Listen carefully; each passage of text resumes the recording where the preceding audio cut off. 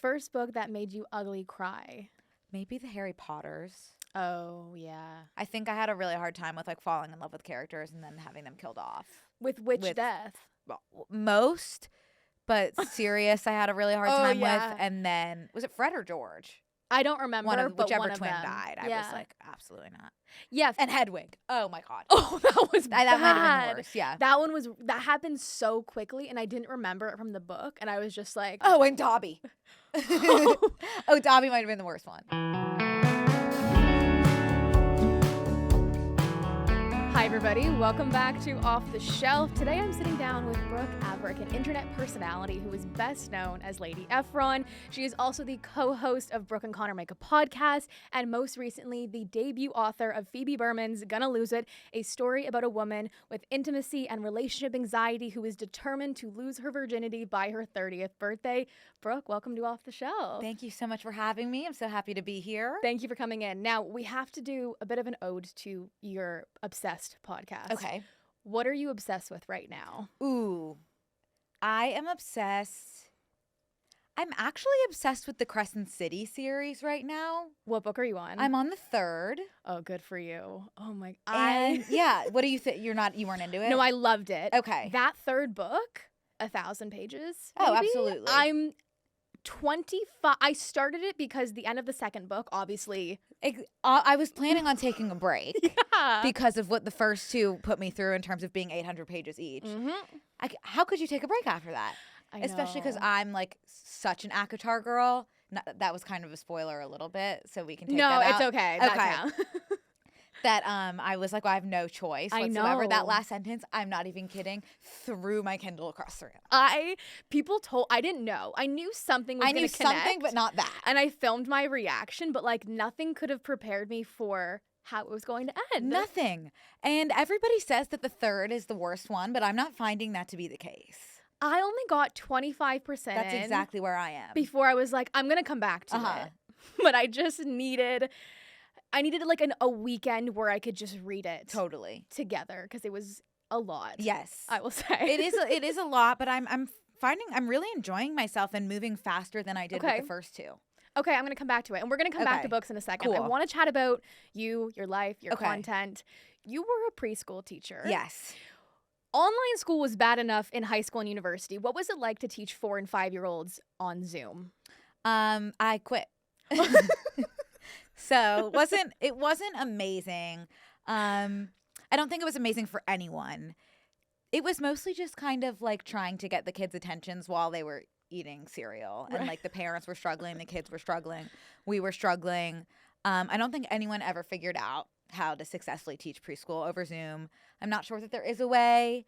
And I only made it a few months, and that was my last year of teaching. Okay, yeah. And then when did you start posting on TikTok? So I think we probably went virtual. This was my second year of teaching. We went virtual in, I guess, end of March. Yeah. And then I posted a video, I think, in April. And it immediately blew up. And then that one video got views, and then I quit. So. And this was like you like rereading journal entries, I believe? Yes. Okay. I had written a letter to myself in 6th grade that we got sent to us. It was like an assignment from our 6th grade class, and we got it sent to us to open when we graduated high school. So I had saved it. Oh. I opened it when I graduated high school, and I just read it because it was like shoved in my old diary. And then that, yeah. And then once you went through all the journal entries, what did you start posting about then? That's such a good question because I thought that was it. Like, I was, like, dreading the last journal entry because I was like, oh, man, it was fun while it lasted. But then I think I started telling, like, random stories about my childhood and middle school. And then I went into just, like, answering questions. And then it like, morphed into skits eventually. And then that morphed into a podcast. Did you? So a lot of morphing. I also went through a lot of different phases in my content life. Did you know it was like gonna be a career, or was it like not until you got like your first paycheck where you were like, this could be something? Yeah, well, I was making like so little money when I was teaching. I was making $20,000 a year. Oof. That when I made like I got a few brand deals, I was like, this I don't care if this is my career. Like this is like making me more money than I did when I was teaching. So I'm gonna pursue whatever this is. Damn. Yeah. Now, are you the type of creator who can go back and watch old videos or old No. No, and sometimes I delete them, which is bad. Because, like, I've deleted so many videos that I had, like, on Facebook when I was in middle school. And I was like, I wish I kept those.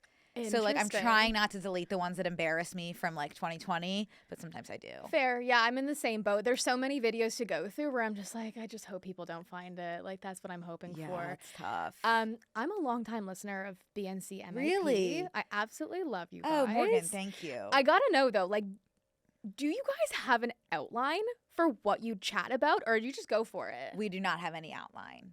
We used to have an outline of, like, at the beginning, it was more like pop culture, and, like, Connor was trying to take, like, a businessy finance approach. But then we just kept, because that was, like, the original blueprint was, like, I come in with pop culture and he comes in with, like, business stuff. And then we just kept, like, going rogue, and that wasn't really working anyway. So then we stuck to just, like, going rogue, and then we would have a shared notes app of random things, which we did for, like, 3 years. And now we just don't even have that. We just go into it. Damn. Do you have a favorite moment over the last 3 years of doing the podcast? I love our ad read bloopers.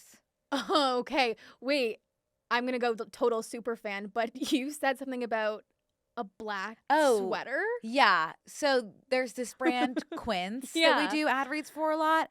I was doing a line about, like, their black boyfriend hoodie. Yeah. But I read it differently. I thought they meant, like, my black boyfriend hoodie.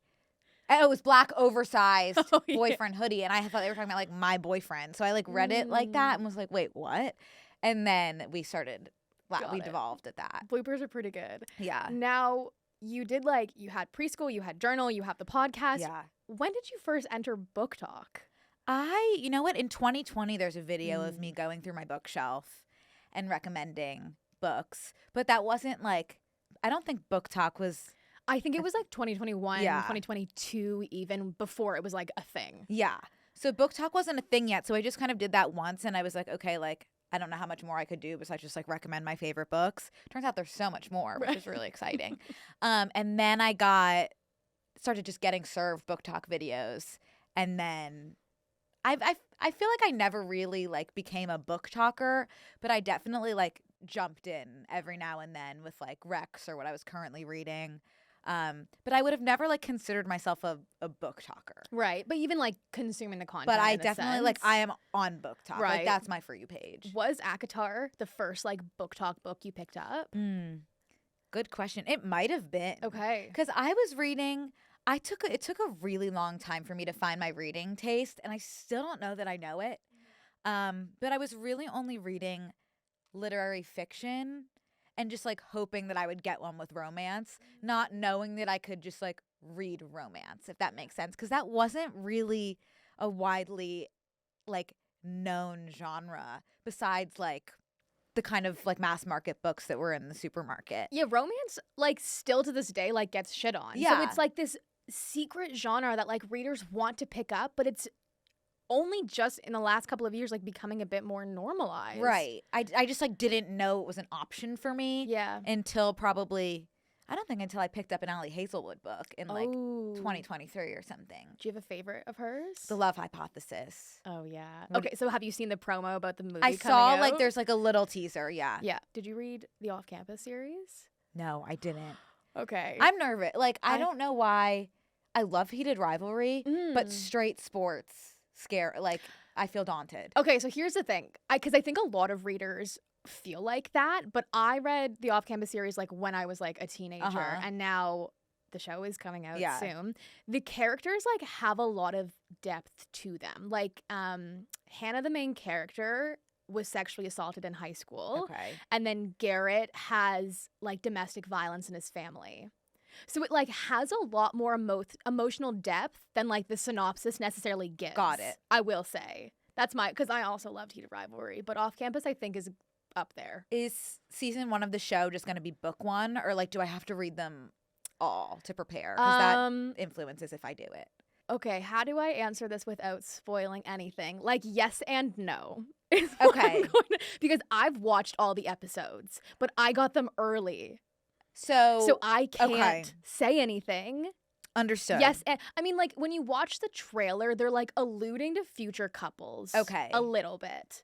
And there's, like, 4 guys, and each guy has his own book. I love when that happens. Me too. Yeah. So, that's off campus. Like, will I be okay if I just read book 1? Yes. Okay. Honestly, like, I think they did such a good job from the books that, like, I would go out on a limb and say, just watch the show. Wow, and don't even read the books? Yeah, like, okay. I really think the readers are gonna love the show. Okay. Yeah. Okay, but well, now I kind of want to read it. Okay. I don't know.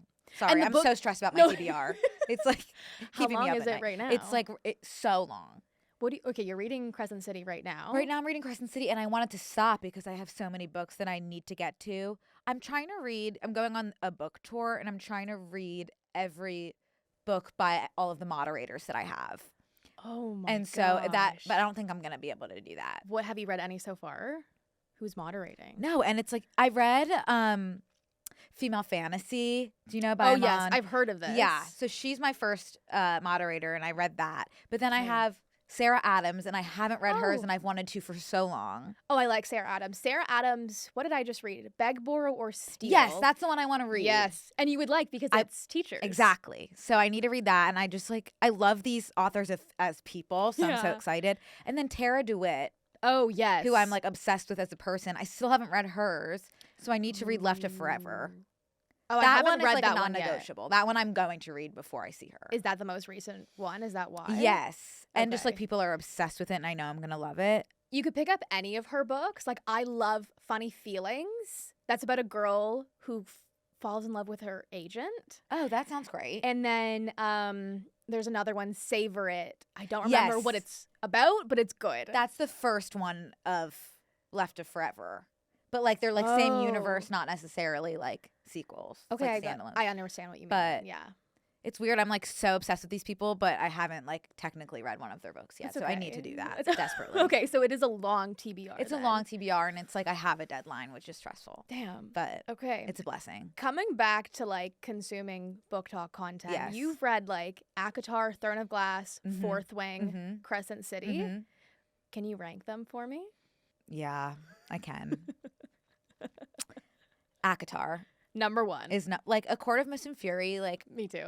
It changed my life. Like know. I'm not even like I will never forget where I was during every single page of that. To me, that was like the closest I got to the feeling of reading Twilight when I was in middle school. It's just such a specific feeling. Yep. That I treasure. And I love Throne of Glass. So Throne of Glass, and then Crescent City. I really like it. And then Fourth Wing, I was not like as obsessed as everyone else with Fourth Wing. I think I'm in the same ranking. I might switch Throne of Glass and ACOTAR because Throne of Glass just. I know. Oh, I know. man. I know. It's like most of the Throne of Glass books outrank some of the ACOTAR books. But A Court of Mist and Fury. But A Court of Mist and Fury is my favorite of all of them. So that's tough. It is. Are you going to reread ACOTAR leading up to book 6 and 7 release? No, because I can't reread books because my TBR stresses me out so much that it's like I have so many books I haven't read that I can't reread. But I am obsessed with like rewatching TikTok synopses. And I also like some books I have amnesia with, and ACOTAR is like I have a pretty good memory. Okay. Yeah. Okay. So, and I'm like always on like TikToks of like ACOTAR specific stuff. So I feel like I've not left the world. No, and A Court of Mist and Fury I have reread 4 times now. Like I get it. I remember. I'll reread chapter 54 and 55. Yeah. So it's like I'm there still. Yeah, same. Yeah, I'm still at the restaurant. Okay, cool. Let's talk about your book. Okay. Who is Phoebe and why is she going to lose it? Okay, so Phoebe is my daughter, my best friend, my sister. She's so much to me, and hopefully she'll be so much to everyone. And she is a 29-year-old teacher, and she's a hopeless romantic, but ironically she has very severe intimacy anxiety. And so because of that, she has not lost her virginity yet. And she makes that her number one priority before she turns 30. And she's turning 30 in 30 days. And so the book is the 30 days before her 30th birthday. She makes a list of things to do in order to lose her virginity. And she is going through it. And along the way, she kind of builds a roster of 3 love interests. So it's kind of like, is she going to lose her virginity? And if she is, who's it going to be? Okay. When were you first like, I'm going to write a book? I would say I've always like wanted to, but did not think I was qualified. And so I always was like Googling like MFA programs, like classes at USC. Like I really thought I needed to like go back to school. And then I had a meeting with agents after saying on the podcast for so many years, like, it's my dream to write a book. And they were like, how about you just try it? And then I think that was the permission that I needed. And then once they said that, I just like spilled it out, because I had this idea. I had Phoebe kind of like in my head for a while, and I had a specific idea of something that happens in this book in my notes app for a few years. Okay. So that's where that came from. How did you take the first step in writing the book? Like, did you plan and plot everything out, or did you run with that idea? I just had this idea that was essentially a sentence, and I was like, I know I need this to happen. And so it was just like, how do we get here? And then for better or for worse, I did not really have an outline. I just kind of was like, let's get to this point. I had a first sentence that I knew I wanted to do, which is still the first sentence of the book. So I kind of just like figured out how to get from the first sentence to the point in the end of the book that I wanted to get to. Okay. Anxiety like really presents itself differently people to people, person to person. How did you go about crafting Phoebe's anxiety and how she would feel it internally, and then how the reader would interpret it? Full transparency, I did just like use my own anxiety, because like I don't know what else you can do. Like I'll never experience someone else's thoughts, and they'll never experience mine. And for that reason, I was like, no one will. I was worried no one was gonna get it. And like, thank God, like people are like, I totally relate, which feels so good for me too, because it was something I thought I was alone in. And to hear that so many people feel this way is so amazing. But yeah, to answer your question, like her thought spirals really are my own. So that is a vulnerable piece of the story. And yeah, a lot of the situations in here, I was kind of just like, how would I react to this?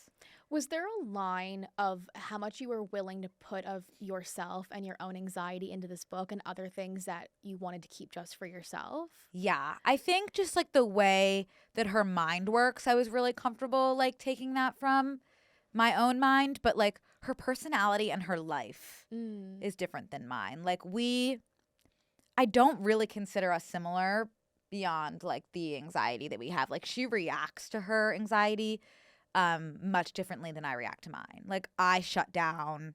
I like it kind of makes me depressed and like kind of paralyzed. And she is like, go, go, go, do. I'm making a list. And that is like pretty much the exact opposite of me. I'm very type B and she's very type A. Now, you mentioned like a lot of her thoughts come from you. Did anything about this story or her character surprise you along the way that you hadn't originally like set out to talk about or to have her think about? I guess it kind of surprised me in the end how many vulnerable moments there were in the story, because that's something that's really hard for me. And I think is why I'm in comedy, is because it's like that's my coping mechanism and my defense mechanism. Like I'd always rather turn things into a joke. And I think I just assumed like that was going to be the whole book. But I think like you'll see as you read it, like there's a lot more depth to it, which was a pleasant surprise and also like very healing for me. Healing for me as the reader, I will say as well. Now, she's got 3 potential love interests, and she's got a great friend group. Right. How did you craft these other secondary characters? Did you pull anything from people you knew in your life? The love interests were all kind of just like an amalgamation of all of the love interests that I have read and latched to. And I'm just so big into romance that I think my brain's been collecting these like qualities, and I was like, oh yeah, I get to do that 3 times over, which is really exciting. And there are a lot of like I have a lot of celebrity crushes, and so even 2 of them are like named after my celebrity crushes. So it was just like a lot of just like my romantic fantasies like projected onto them. And then the friend group was also kind of like a mix of my friends in real life. And I have one friend, his name's Tristan, who is just like such a unique character that I've been like writing down some things that he says over the course of the years, and a lot of those made it into the character, one of Phoebe's friends, Alex. So I would say of anyone, like besides me putting my anxiety into Phoebe, like Alex is also kind of my friend Tristan. But other than that, everyone's pretty made up. Wait, okay, so 2 of the guys were named after celebrities? I guess 2.5. Jonathan is named after Jonathan Groff. Okay. And Jonathan Bailey. Right, the 2. Okay. 2 of the Jonathans. And then Matthew is Matthew Gray Gubler. Oh, okay, that's the one that's right. Yeah. And then Finn was Finn from Glee, and there was also a point where a few of the other characters were Glee characters as well. Okay. But I did end up changing those because I was like, you can't do that. Maybe I think there's a good balance of it. Now, you have 1.5 million plus followers across platforms. Did having that large of an audience make writing this book and putting it out in the world less scary or more intimidating? I think more intimidating, but only because I was like, I want to write this for them, but also for people beyond them. And it's kind of like I had imposter syndrome a little bit, being like, I have this built-in following and I'm so lucky to have it, of these people that I like know will like it, and I'm so grateful for that. But like I want to make sure that like this is for everyone. So I think I was daunted in that way. Now this is your debut. Yeah. What did a day writing look like for you? I was truly just like so excited about this that I could not step away from my laptop. I was like not leaving the house. I was canceling plans. Like all I wanted to do was be on my laptop, which I'm finding out like is now that like people are depending on me, that quickly became a little bit different. Like once I sold it and like there were deadlines and people that were counting on me, then I was like, oops, I have writer's block. But for most of the book, it was really just like spilling out, like I'm doing this nonstop. And now that I have to start thinking about book 2, I need to figure out what my writing routine is, because it's not presenting in the same way. I read an interview where you were talking about how you started to read and watch things more analytically and like how characters were crafted when you were writing this book. What were some of those books and films and TV shows that like played a part in the writing of this book? I was reading a lot of Emily Henry. And it's just like, this sounds obvious, but it's not. Because when I started writing Phoebe, like all of the characters kind of sounded the same. Like it was, so it's really hard to give each character a distinct personality. And so that's kind of what I was observing when I was reading and writing. Also, Girls was really amazing to watch because the characters in Girls, like they are so unique. It's like you have no choice but to believe they're a real person. And like they were based off of real people. Like it's hard to believe that someone could have just made them up. And so I think I was just really paying attention to those characters that seemed really unique and like what made them unique. Now, Phoebe's story in this book is not one, unfortunately, that we see in books in the romance section. What do you hope readers carry on with them and take away from her story in this book?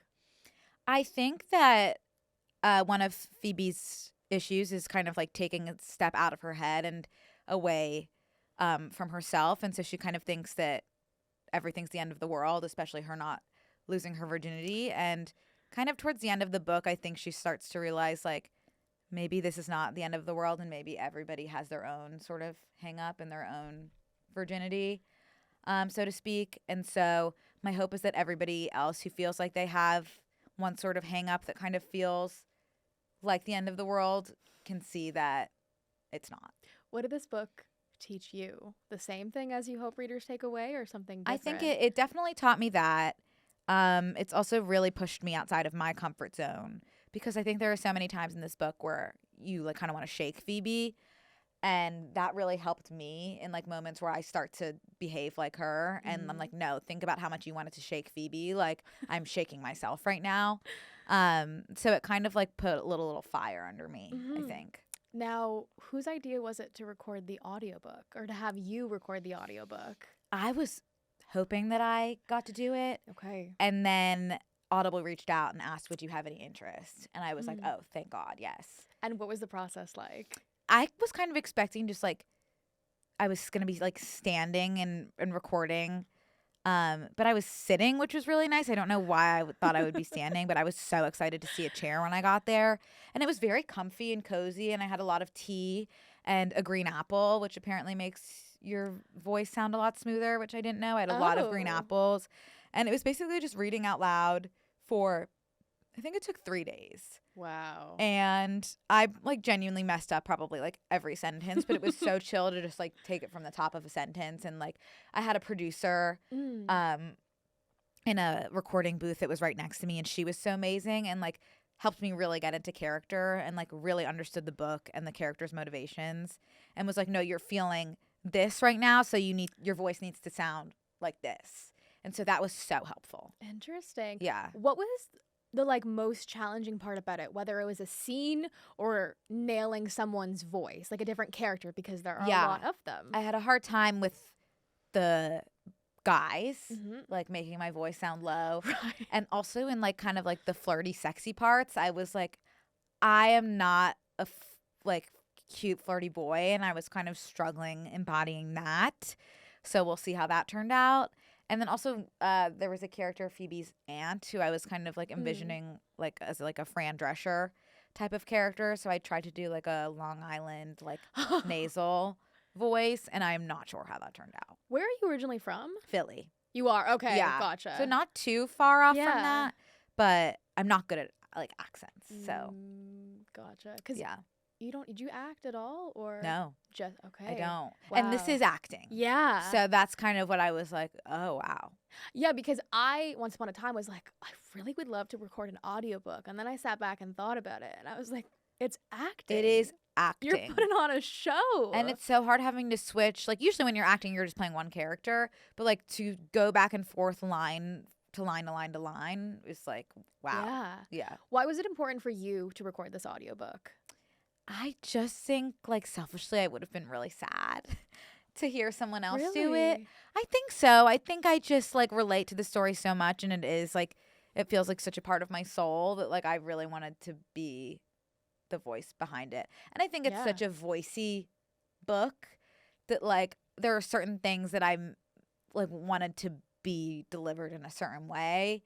And so I got to do that in the audiobook. Wow. Now, have you gone on tour for this book already, or no? Not No. Okay. When it comes out. So May. And what is late it? May. What does the tour look like? What are you doing on it? Because I feel like that would be a bit nerve-wracking. Yeah.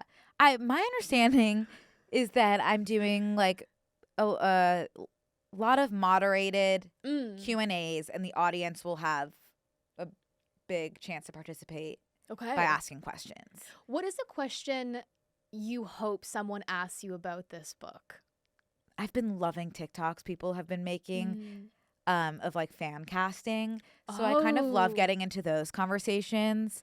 But that's kind of like surface level, but that's fine. No, that's okay. Who have people fan cast in this book? I am really kind of obsessed with the idea of Joe Keery being in it. Do you know who that is? From Stranger Things. Yeah. Yes. As who? Matthew.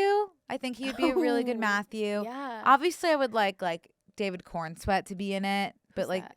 Superman Oh, yeah. as Jonathan, Okay. that seems like a pretty big reach, but who cares? I see it. I like it. And then when I was writing, I really would need Hudson Williams to be in it. Oh, yeah. So Yeah. he'd be a good Finn. Heated rivalry. Yeah. You brought your podcast back. I had for to. one episode, Yeah. right? Was that an immediate like I'm doing this, or was like a more of a bigger conversation? No, it was like it's an emergency. Like I can't like sit on this. Damn. So I had to do that, and then I'd also love to bring it back again, just for like Phoebe, and just like things that feel really, really pressing. Yeah. Yeah. I gotta say, I loved that podcast.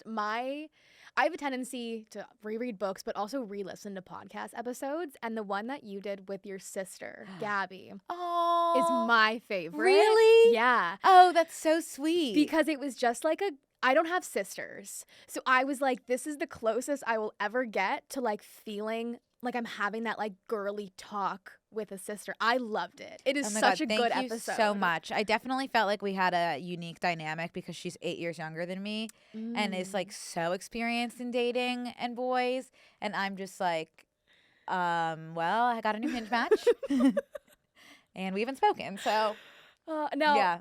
I'm not asking you about any exes or anything here, but are you on Hinge or are you still banned? I got unbanned. Okay.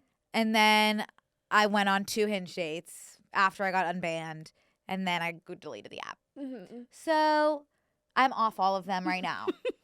No. Indefinitely. Okay. Yeah, I don't blame you. Mhm. It's rough out there. It is. Yeah. Yeah, ideally I would love to have a meet cute, but wouldn't everyone? So I know. it's tough. I get it. I get Yeah. it. We can come back to the book a little bit. I know I mentioned your sister. Has your family read the book? Mhm. They have. What were their initial thoughts? They've been very supportive, and they're my family, so they have to say they love it. But I do believe them, which is nice because Yeah. they really are invested and enthusiastic. They'll be at a lot of the tour stops. I've never seen them this excited about something, so it feels nice. Wow. Yeah. You deserve all of it. It's absolutely incredible. And I'm Oh, so, Morgan, thank again, you. I've been listening. So I've been hearing you talk about this book and I'm so excited for it to be out in the world in people's hands. Thank you. So this book is about Phoebe's journey on having sex for the first time. Yes. So I have some first questions Ooh, for fun. you. Who was your first celebrity crush? So my first celebrity crush was the Count from Sesame Street. But if you want to do more of a human, well, it was the Count, and then it was Woody from Toy Story. Really? Yeah. And then But he's so annoying. Woody? Yeah. Oh, I think he had this take charge, Oh my leader gosh. personality Okay. that I found attractive. But I will say I just rewatched, and yeah, he's very insecure. Yeah, I just remember him. I haven't watched Toy Story in many moons. Oh, really? But I gotta go back and watch it Yeah, now. I was very attracted to him as a kid. And now I'm not. Okay. But Okay. that- Who was the first my the first human? human, Yeah. you probably will not know because Canada, and also a Oh. lot of Americans probably wouldn't know this either. But Clay Aiken, he was a contestant on season 2 of American Idol. Okay. He was the runner-up, so he was my first human celebrity crush. And then Zac Efron was a big one who lasted for years and years. Okay, I don't know this. How did Lady Efron come to be? That was my email address when I was 10. Okay. It was ladyefron@aol.com because of my love for Zac. Okay. And so when I made my TikTok, I was that would be funny, as a Finsta kind of thing, because I wasn't ever planning on Got posting it. on TikTok. And then Okay. I couldn't change No, it. thank 'cause you for then- that. Yeah. Right. So First concert you ever went to? High School Musical. That was a concert? It was a High School Musical tour, but Zac was not there because he didn't sing all of the songs in the first movie. Gotcha. So it was Drew Seeley who sung them, and I had a really hard time with that. Yeah. Mhm. Yeah. When was the first time someone recognized you in public? I think it was in my apartment building when I was living in Philly, Mm. and I was like, "Whoa!" In your apartment building? Yeah. Ooh. I was like, "What?" I was so excited. Oh my god. Yeah, but then I was kind of like, "Whoa." Wait, weird. when did you move from Philly to LA? 2021. Okay. Yeah, so I started making videos in April, May of 2020, Mhm. and then moved 2021, Damn. January. Who was the first person you told about your book deal? I think my dad. Yeah. My dad has been really my go-to, and I've sent him all of my early pages. He's been very excited and supportive during this. Wow. It's been sweet. First book that made you ugly cry? Maybe the Harry Potters. Oh, yeah. Harry Potter or Hunger Games, or just one of those. I think I had a really hard time with falling in love with characters and then having them killed off. Right. Yeah. Spoiler, but it's been out for so long, but Finnick. Finnick was that I was really not okay. No. And then Harry Potter, I was not okay. With which death? Most, but Sirius I had a really hard Oh, time yeah. with. And then was it Fred or George? I don't remember, but Whichever one of twin them. died. I Yeah. was absolutely not. Yeah, Finnick. And Hedwig. Oh my god. Oh, that was That might have bad. been worse. Yeah. That happened so quickly, and I didn't remember it from the book, and I was just like, damn. Yeah. The death of animals. I was like, no, we don't. It breaks my We heart. don't need to. But yeah, with Finnick with the Hunger Games, I remember reading that as a tween in the book, and I was like, whoa. And then they included such a gruesome scene in the movie where he's climbing up to give everyone a visual if they forget, but he was climbing up the stairs and those demon things grabbed him. Yeah, that one was rough. Oh, and Dobby. Oh, Dobby might have been the worst one. Yeah. Yeah. Why am I blanking on how he died? He, they were, what's it called, apparating, and then someone, I think it was Bellatrix, threw a knife, and it got him just as they were disappearing. Yes. And then they land on the beach, and then And Harry buries him. Harry buries him, and that's the end of the the first part of those movies got so they dark. Really did. They really did. They really did. Damn. Okay, last one. We are recording this ahead of your release day. Yes. Once this episode comes out, it will probably be after the release day. Yeah. But what is the first thing you're going to do on the publication date? First thing I'm going to do, cry. Okay. I don't know. I actually, you know what? I have not been able to cry. About the book in general? About the book. I cried. I teared up when I was opening a box of ARCs. But I would love to sob. I want a really good sob because this is it's a big deal, and I'm so excited, and I would love to sob about it. And so I'm fingers crossed that I can do that on pub day, if any day. Now, when you opened up the ARCs, was that the first time you had seen the book cover in its whole self? Yeah, that was the first hard copy of the book that I'd gotten besides just a printed manuscript. Okay, I gotta ask about the cover. This is not in the outline. I'm going off script again. Who designed it? How much of a say did you have in it? Because it's stunning. Thank you so much. It was a long and beautiful process. Her name is Sarah Horgan, and she's a cover designer. And she basically she submitted a few designs, and there was one that was pretty much this. And I was like, this. And then we tweaked it a bit. She played around with the folds, and also there wasn't this red outline at first on the text. It was just blue, and I was like, maybe a little something, and then she added that. I can't give anyone constructive feedback. I'm just add a little something, and then she knew exactly what I meant somehow. Okay. Wait, what do you mean you can't give people constructive feedback? I'm there needs to be a little something else, but I don't know what. Oh, it's just it feels off. I have a feeling of let's add a little something, a pop. You take that and run with it, because I can't tell you what the pop is. Got it. So she was able to decipher that, which is amazing. And yeah, here we are. I'm obsessed with how it turned out. The folds on the cover, what does it represent? Just Phoebe's arts and crafty type of spirit, and I was thinking construction paper. There's a list in the book that's folded, and she keeps in her pocket, and then so the folds were kind of coming from that, and just her teachery spirit. That makes sense. This is the first time I've seen it in person, and I have an ARC of it, but it was on my Kindle in black and white. Right. So I didn't fully see it, but yeah, she's stunning. Thank you so much. Now, when you got that box of ARCs and started to give them out to friends and they went out to ARC readers, did you look at reviews or no? Yeah. You did? Yeah, which is some people say absolutely do not do that under any circumstances. I've given myself permission to look at them before the book comes out. Okay. Just because I want to know if people like it or not, So I have been looking at those. I've gotten really, really good at digesting, which is good. I was worried that a poor rating was going to send me into therapy have for you seen 3 days rating? a week instead of just the one. A 4.73 as of today, which is insane. It's very nice. Yeah. People are being very nice. And you know what? There are some people that aren't, and I'm okay with that too, which is great.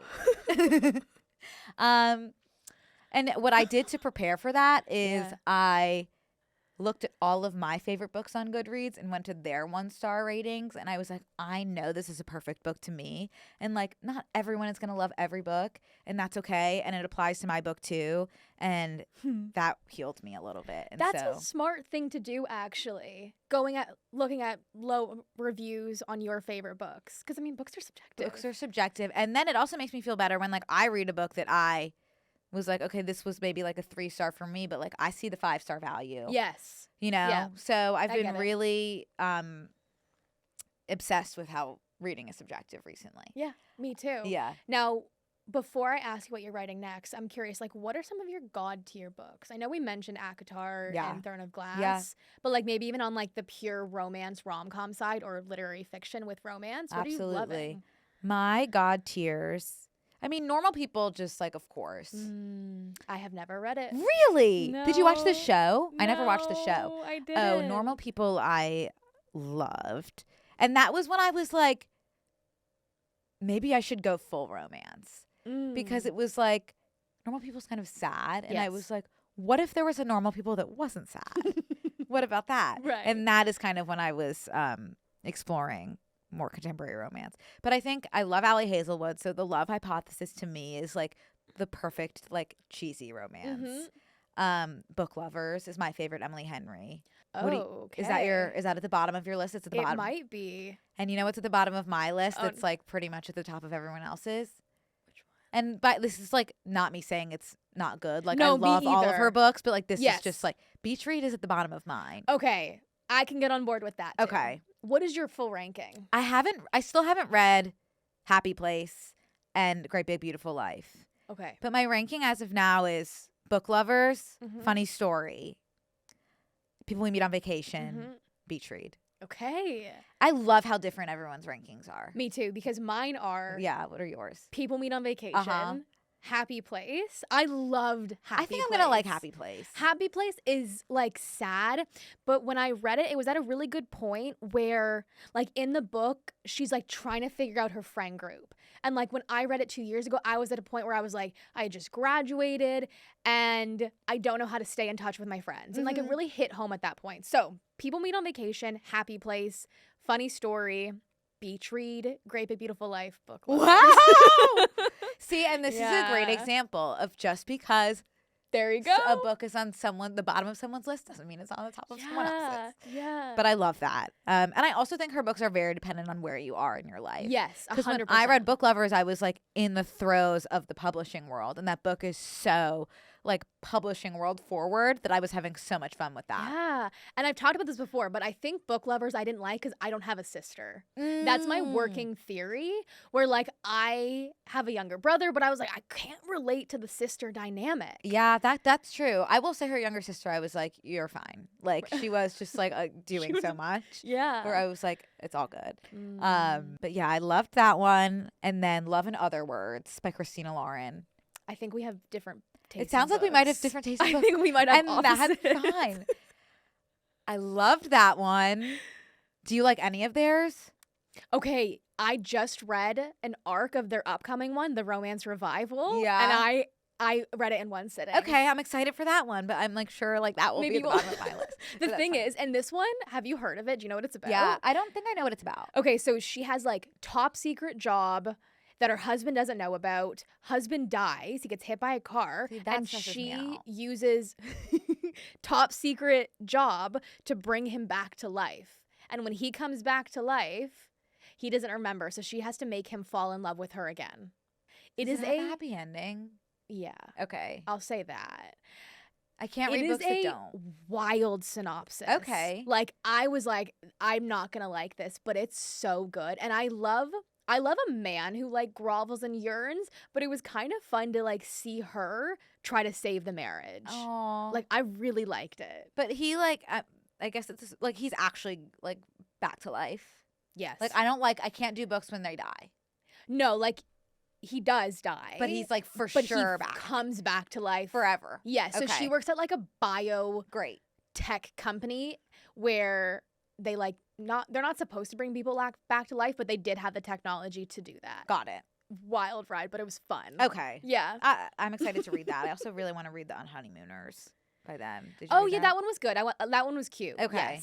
Yes. But Love in Other Words, I do have on my come back to later shelf. Did you DNF? Well, I say come back to later as like a softer DNF. Okay. Yeah. Wow. Okay, very interesting. But I mean, I'm in the minority on that. Like everyone loves Love in Other Words. So that's okay. Yeah, it's fine. I also just read Heart the Lover. Did you like it? I did. Damn, I just got that on my Kobo. I really want to read that. That one was a kick in the gut. Like okay, it makes you. It's very tragic. But Oh. like tragic in a way that's like I didn't read it and was like I want to die. I read it and I was like I kind of get the point of living even though life can be shitty. Okay, I'm kind of bored with that. Yeah. I can read that. Yeah. I That's really fine. loved that. I just read The Nightingale, Oh, I want to read this. Which- I want to get into historical fiction. which I like. I did not think I was really going to be into that, but I did really enjoy it. Okay, I got to read The Nightingale. Got to finish Love and Other Words. We have an ongoing. You might just not like that one. Love and Other Words. Yeah. I love a second chance romance though. I think a lot of people like probably don't like the flashbacks. Was that your problem? Like they're like really young in half of the. My problem Flashbacks. with it was he, like within the first couple chapters, he sees her and immediately goes and breaks up with his girlfriend. Right. See, to me, I'm like, yeah, And I was absolutely. You had to. like, okay, then maybe it's not for me. I like I don't care how unrealistic it is. I'm Okay. like the more you are like yearning and groveling and like it has always been you, Mm. the better. Okay, I try not to poke holes in any romance, but with that one, I just couldn't help it, and I hated No, myself he for is it. like down bad. Yes. Yeah. Okay, cool. What are you writing next? So definitely something. I think it'll be in the same universe as Phoebe, but not necessarily a sequel. And the idea as it is right now is that one of the characters from Phoebe, they will not be the main character, but they will be very much in it. Okay. The vibe is kind of like the anti-Phoebe. Okay. Definitely spinning ideas for sure. Got a Jotting some things got down. a lot of things. Have some notes on my phone. Everything's going great. So Well, listen, what I will say is if it's anything like this book, it'll be absolutely incredible. I told you this off camera. This is one of my favorites of all time. no, And my I God, do not say Morgann. that to every guest who comes on. I love a lot of books that come on here. This, the anxiety rep, the OCD, the way that this story came together was fantastic. Thank you so much. No, That thank means so you much for to me. writing No, it. thank you for reading it and being so kind. I It's really great. appreciate it. It's great. You should be so proud of Thank yourself you. for writing Thank you this. so much. And I'll thank you for coming on and chatting with me. Anytime. Thank you. And thank you all for listening to Off the Shelf. And we will see you next Thursday. We just said thank you. Thank you. Thank you. Thank you. Thank you. Thank you. Thank you. Thank you. Thank you. Okay.